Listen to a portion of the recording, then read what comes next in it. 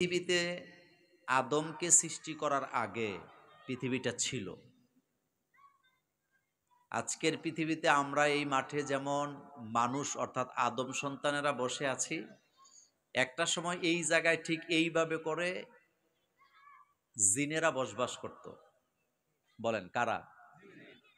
আপনারা যত ঘনবসিত, আমরা যত ঘনবসতি, তার চাইতে আরো বেশি ছিল জিনের সংখ্যা।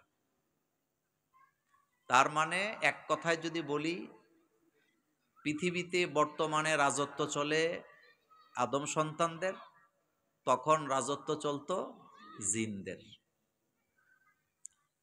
জিনেরা যখন মারামারি করলেন, আল্লাহর অবাধ্য হয়ে গেলেন এবং তাদেরকে হেদায়েতের পথে আনা আর যাচ্ছে না, তারা তাদের মতোই চলছেন,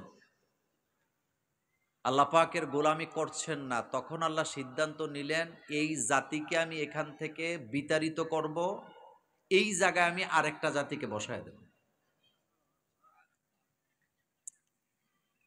আল্লাহ রাব্বুল আলামিন এই সিদ্ধান্ত নেওয়ার পরে কাতারে কাতারে ফেরেশতা নামায় দিলেন। জমিনে ফেরেশতা নামায় আল্লাহ বললেন, যাও তোমরা জিনদেরকে এই জায়গা থেকে বিতাড়িত করো, এখান থেকে তাদেরকে বঞ্চিত করো। কাতারে কাতারে ফেরেশতারা নামলেন। শুরু হয়ে গেল জিন আর ফেরেশতাদের মধ্যে যুদ্ধ। ফেরেশতারা হচ্ছেন নূরের তৈরি, জিনেরা হচ্ছেন আগুনের তৈরি। দুই দলের মধ্যে যুদ্ধ যখন শুরু হলো, আল্লাহ রাব্বুল আলামিন ফেরেশতাদের পক্ষে ছিলেন, যার কারণে ফেরেশতাদেরকে বিজয় দিলেন কে? এক কথা এমন পিডানি দিছে,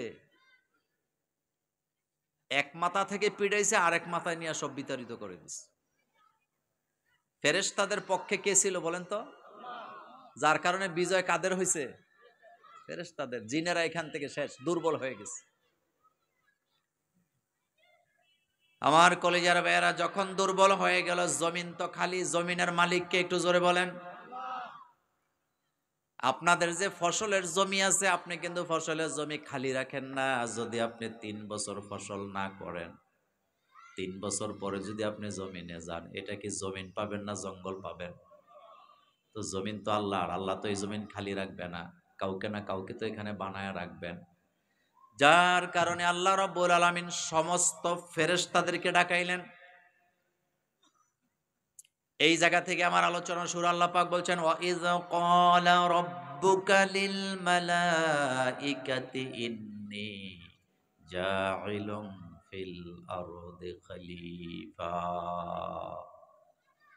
যখন আপনার রব ফেরেশতাদেরকে ডেকে বললেন, ইন্নী জাইলুন ফিল আরদি খলিফা, আমি জমিনে খলিফা বানাবো, প্রতিনিধি বানাবো, এই ঘোষণা দেওয়ার সাথে সাথে কলু, সমস্ত ফেরেশতারা এক বাক্যে বলে উঠলেন। কলুটা জমা, বহুবচন। সমস্ত ফেরেশতারা একযোগে বললেন, আতাজআলু ফিহা মান ইউফসিদু ফিহা ওয়া ইয়াসফিকুদ দিমা। আপনি কি এমন একটা জাতিকে এখানে বানাবেন যারা নিজেরা মারামারি করবে, জমিনে ফাসাদ করবে, ঝগড়াঝাটি করবে, একজন আরেকজনের রাস্তা বন্ধ করে দিবে, একজন আরেকজনের জমি জামা দখল করবে, সম্পদ দখল করবে, একজন আরেকজনের রক্ত ঝরাবে, এমন একটা জাতিকে আপনি পৃথিবীতে বানাবেন? এ কথাগুলো ফেরেশতাদের। বলেন কাদের? এতটুকু বলে ফেরেশতারা থামে নাই, তারা বলছেন, ওয়া নাহনু নুসাব্বিহু বিহামদিকা ওয়া নুকদ্দিসু লাক। নুসাব্বিহু জমায়ে মুতাকাল্লিমের সিগা, আমরাই তো আপনার তাসবিহ পড়ি, আমরাই তো আপনার প্রশংসা করি, আমরাই তো আপনাকে সেজদা দেই, হামদ করি, নাত করি, গুণকীর্তন করি, আমরাই তো করি। এতটুকু বলার পরে আল্লাহ পাক বলছেন, ক্বালা ইন্নী আ'লামু মা লা তা'লামুন, আমি যেটা জানি তোমরা সেটা জানো না। দেখেন, আল্লাহ যত বড়, আল্লাহর কথাও তত বড়। সুবহানাল্লাহ বলবেন না? আল্লাহ যত বড়, আল্লাহর কথাও তত। এটা কালামুল্লাহ, আল্লাহর কালামের একটা শব্দকে যদি আপনি ব্যাখ্যা করেন, এটা যদি লিখে ব্যাখ্যা করেন তাও শেষ করতে পারবেন না। এটা যদি বলে চেষ্টা করেন কিয়ামত পর্যন্ত বললেও আপনি শেষ করতে পারবেন না। আল্লাহ নিজেই বলছেন, ওয়ালাউ আন্না মাহফিল আরদি মিন শাজারাতিন আকলামু ওয়াল বাহরু ইয়ামুদ্দুহু মিন বাদিহি সাবআতু আবহুরিম মা নাফিদাত কালিমাতুল্লাহ।